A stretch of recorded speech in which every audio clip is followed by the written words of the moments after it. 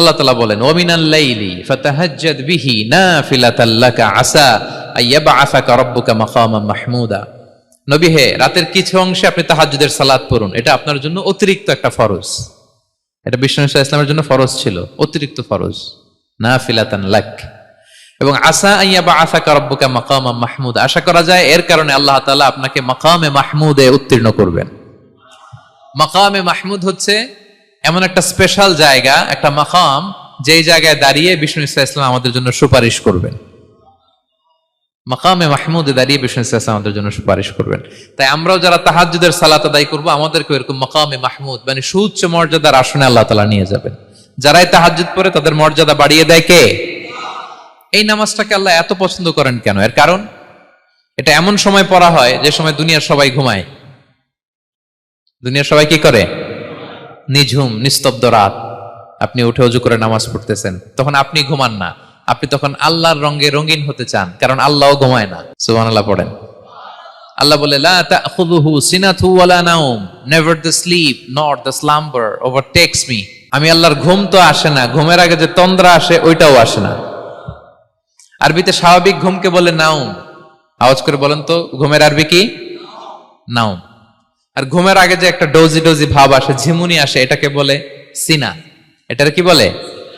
আল্লাহ বলে লা তাখুযুহু সিনাতু ওয়ালা নাওম, আমি আল্লাহর ঘুম নাই, ঘুমের আগে যে তন্দ্রা আসে ওইটাও নাই। তো আপনি ওই টাইমে আল্লাহর রঙে রঙিন হতে চান, আল্লাহ ঘুমায় না, তো আপনিও ঘুমান না। ঘুমের আর একটা গভীর নাম আছে, ওটার নাম হচ্ছে হুজুদ। আওয়াজ করে বলেন তো এটার নাম? ওটা মাঝরাতে, শেষ রাতে যে একটা গভীর ঘুম আসে, এটার বলে হুজুদ। দেখবেন যে শেষ রাতে একটা এমন মজার ঘুম আসে, কম্বলটা টেনে টেনে এসিটা ছেড়ে দিয়ে আরেকটু ঘুমাইতে মনে চায়, আরেকটু আরেকটু আরেকটু ঘুমাই, এরকম একটা ঘুম আছে না? আরামের ঘুম। তো এই আরামের মাঝরাতের গভীর ডিপ স্লিপিং, ওইটারে আরবিতে বলে হুজুদ। ওইটারে আরবিতে কি বলে? এই হুজুদের ঘুমকে স্যাক্রিফাইস করে যে নামাজটা পড়া হয়, ওইটাকেই বলা হয় সলাতুল হুজুদ বা সলাতুত তাহাজ্জুদ। পড়েন সুবহানাল্লাহ। হুজুদকে স্যাক্রিফাইস করে আপনি নামাজ পড়েছেন, এজন্য এই নামাজটার নাম সলাতুল হুজুদ বা সলাতুত তাহাজ্জুদ। ওমিনাল লাইলি ফাতাহাজ্জাদ বিহি নাফিলাতাল লাক আসা আইয়াবআসাকা রাব্বুকা মাকামান মাহমুদা। আপনি যদি প্রশংসার স্থানে উন্নীত হতে চান, তাহলে এই রাতের সালাত পড়তে হবে। বিষ্ণু ইসলাম দীর্ঘ সময় এই কিয়ামুল লাইলটা করতেন। সেজদায় কত লম্বা ছিলেন এটা তো একটু আগেই বললাম। কত লম্বা ছিল? এক একটা সেজদায় 50টা কোরআনের আয়াত তেলাওয়াত করা যায়, এত লম্বা সময় তিনি সেজদায় থাকতেন। সুবহানাল্লাহ। আর কত দাঁড়িয়ে থাকতেন এটার বলে লাভ নেই। দাঁড়িয়ে থাকতে থাকতে থাকতে থাকতে হাত ধরে যেত, এরপরে হাত ছেড়ে দিতেন, তারপর কোরআন তেলাওয়াত করতেছেন। আবার একটু ভাল লাগলে আবার হাত বাঁধতেন। দাঁড়িয়ে থাকতে থাকতে থাকতে থাকতে হাত্তা তাতাফাত্তারা কদামাহ, পা দুইটা ফুলে এরকম মোটা হয়ে যেত। আম্মা জান আয়েশা বলতেন, ইয়া রাসূলুল্লাহ কদ গুফিরা লাকা মা তাকাদ্দামা মিন যামবিকা ওয়া মা তাআখার। আপনার তো এমনিই গুনাহ নাই, কিন্তু আল্লাহ ঘোষণা দিয়েছে আপনার আগের পরের সব গুনাহ মাফ। তা আপনার কোনো গুনাহই নাই, আপনি এত কষ্ট কেন করেন? বিষ্ণু বলেন, ইয়া আয়েশা আফালা আকুনা আবদান শাকুরা, আমি কি শুকরগুজার বান্দাদের অন্তর্ভুক্ত হতে চাইবো না? আমি কি আল্লাহর শুকরগুজার বান্দা হতে চাইবো না? আল্লাহ আমাকে ক্ষমা করেছেন ঠিকই, কিন্তু আমার তো কিছু দায়িত্ব আছে। আমি কি নিজেকে সর্বোচ্চ ভাবে আল্লাহর কাছে পেশ করব না? সারা রাত দাঁড়িয়ে বিষ্ণু ইসলাম এরকম কিয়ামুল লাইল করতেন। তাহলে আল্লাহ তাআলার প্রিয় হওয়ার প্রফিটিক যে সাজেশন, এর একটা হচ্ছে কোরআন তেলাওয়াত করা, 2 নাম্বার হচ্ছে তাহাজ্জুদের সালাত আদায় করা। আপনারা পড়েন তো নাকি?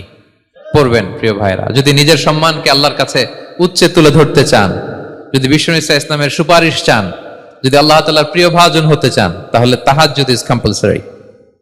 কি পারা যাবে তো? ইনশাআল্লাহ, ইনশাআল্লাহ বিইذنিল্লাহ। আল্লাহ তাআলার প্রিয় হওয়ার 3 নাম্বার মাধ্যম হচ্ছে বেশি বেশি আল্লাহ তাআলার কাছে চাওয়া, মানে আদ-দুআ, দোয়া করা। কি করা? বিষ্ণু ইসলাম বলেন, আদ-দুআউ মুখুল ইবাদা, দোয়া হচ্ছে ইবাদতের নির্যাস। দোয়া কি? ইবাদতের নির্যাস। এবং আল্লাহর কাছে চাইলে আল্লাহ খুশি হয়, না চাইলে আল্লাহ বেজার হয়। ইন্টারেস্টিং না ব্যাপারটা? আর দুনিয়াতে বারবার চাইলে খুশি হন আপনি? একটা বিষয় নিয়ে একজনের কাছে গেলাম, ভাই একটু বিপদে পড়ছি, একটু হেল্প করেন, করলো।